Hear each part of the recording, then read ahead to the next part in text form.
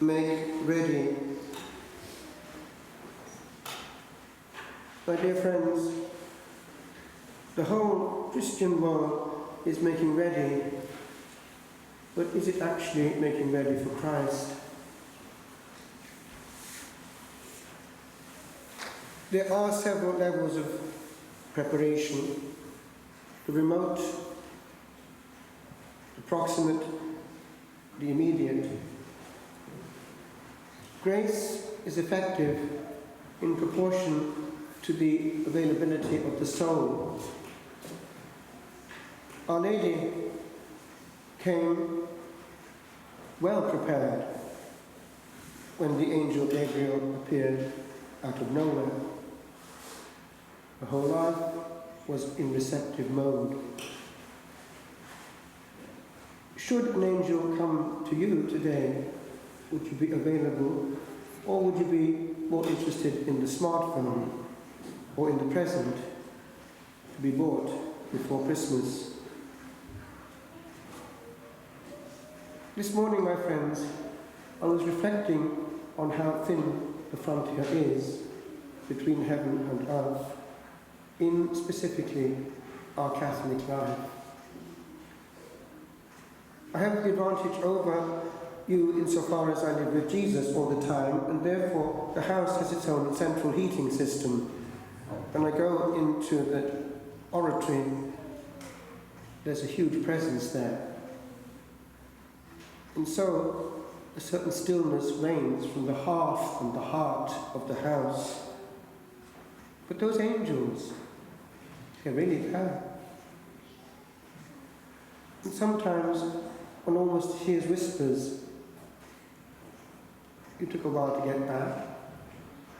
Is it so important to know all that's going on in the States? What are you here for? Now, I want to zoom into only one issue today. It's this: your availability to grace. When I was novice master, I had all kinds of souls to sift and sort, and someone could assess that pretty quickly to have vocation or not. And they were born in many different ways. But one key one was this one. Were they ready?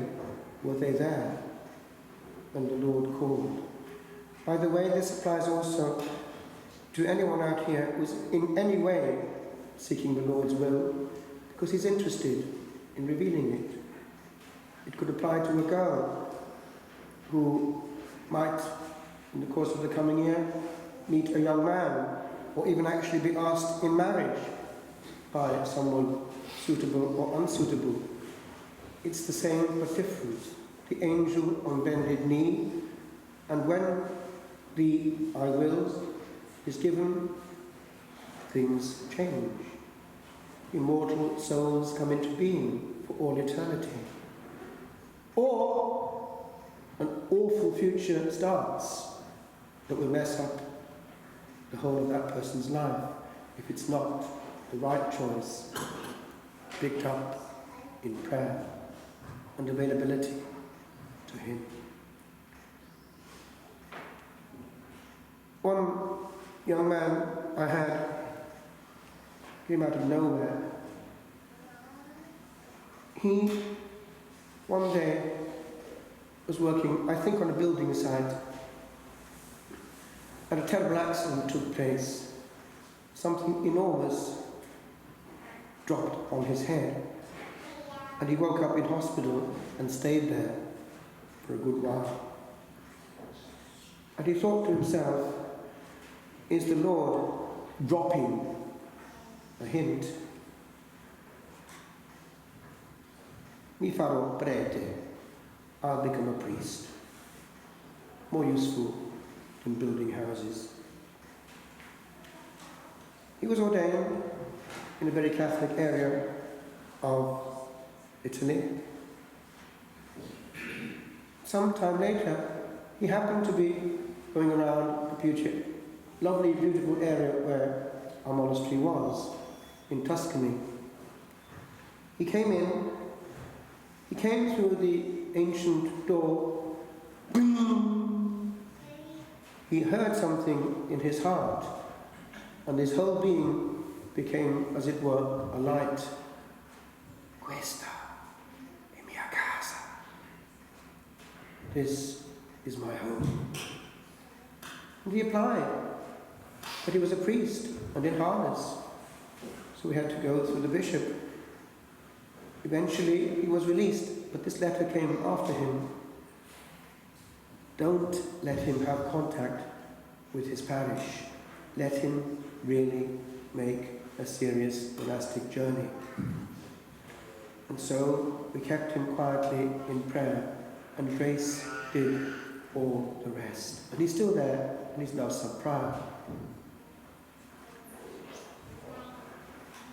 My friends, that could be you.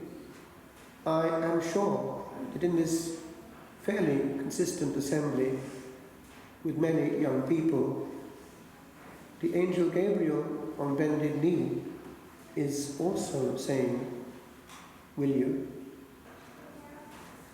Listen, because it's not actually as difficult as people might think to be totally alone with the Lord. It's very difficult to be half alone with the Lord, but with interests elsewhere. And that's why the devil right now is having a field day. Do you know that tendentially in many a seminary they are fabricating glorified social workers? The important is the horizontal, and they are judged accordingly. What hope has such a soul when in the social work interesting elements come in and the intimacy is not there with the one who called them to something higher? I finish, my friends. We don't know what's ahead, but grace is available. It is knocking at each one here now. And remember the bottom line. The effect of grace is in direct proportion to availability.